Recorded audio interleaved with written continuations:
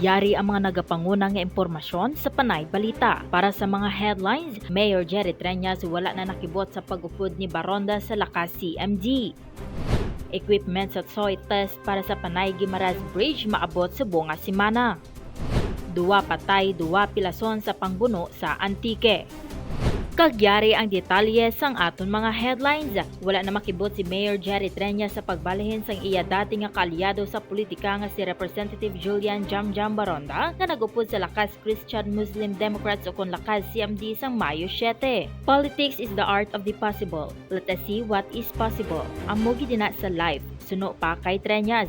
Apang ginpatuman niya ang iya anak nga babayi si Raiza Maria Lourdes Treñas Chu magpanumpa sa atubang ni Governor Arthur Defensor Jr. nga Regional Chairperson sa nagapanguna nga Partido Federal ng Pilipinas o kon PFP. Ginrecall ni Treñas nga ang partido nga nagapanguna sadto indi man naghatag sa iya sang Certificate of Nomination and Acceptance o kon CONA sang 2010 kag 2019.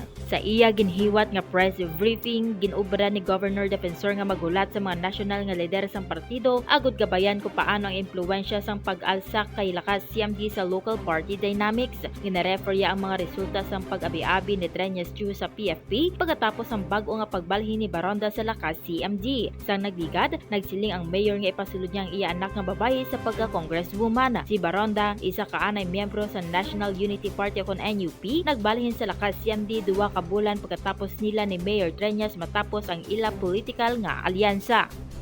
Ginhambal ni Oropel nga sini nga simana pa maabot sa Iloilo ang equipment sang consultants nga pagagamiton sa soil test para sa Panay Gimaras Bridge. Hindi makahibalo si Oropel kung ano kalawig sang pag-conduct sang study sang alignment kag pag-conduct sang soil test sa paghambal nga importante nga matapos ang GED sa December 2024. Sa pag-conduct sang soil test, ginhambal ni Oropel nga importante ini para sa consultants bangod nga mangin basis ini sa paghimo sang design. Ginathag ni Oropel nga wala sang papel ang DPWH6 sa pag-conduct ng study of alignment and soil test bangod nga himoon initanan sang consultants.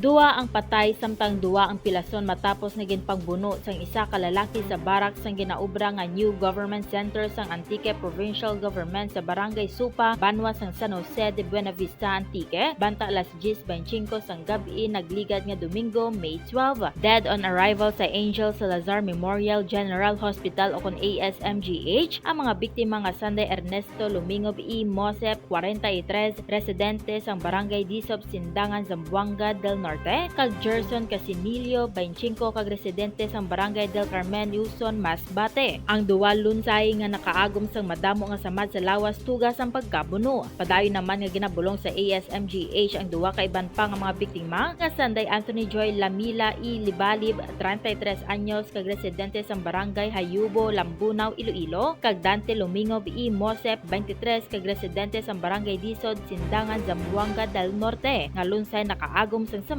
sa lawas. Ginkilala naman ang suspect nga si Brian Cañete, residente sa Barangay Balogo, Ginhulngan City, Negros Oriental. Base sa investigasyon sa San Jose de Buenavista Municipal Police Station nga samtang nagapangihi ang biktima nga si Libalib sa CR sa barracks, gulpi lamang sila ginbuno sa suspect sang makapila ka beses sa dugan kag iban pa nga parte sang lawas. Nagapangayo pa sang bulig sa iya kaupdanan nga construction worker si Libalib rason nga nagresponder man sa Dante Lumingob kag Ernesto Lumingob pero pati sila ang ginpangbuno man sang suspect. Kag banta alauna 17 sang Agas sang Lunes, May 13, nakit-an sang iban nga construction workers ang biktima nga si Gerson Casinilio nga nakahurayad malapit sa barracks kag nakaagom sang multiple stab wounds. Sa subong, ginaimbestigaran na sang San Jose Municipal Police Station ang motibo sa krimen kag paglagas sa suspect nga nagpalagyo after sang insidente.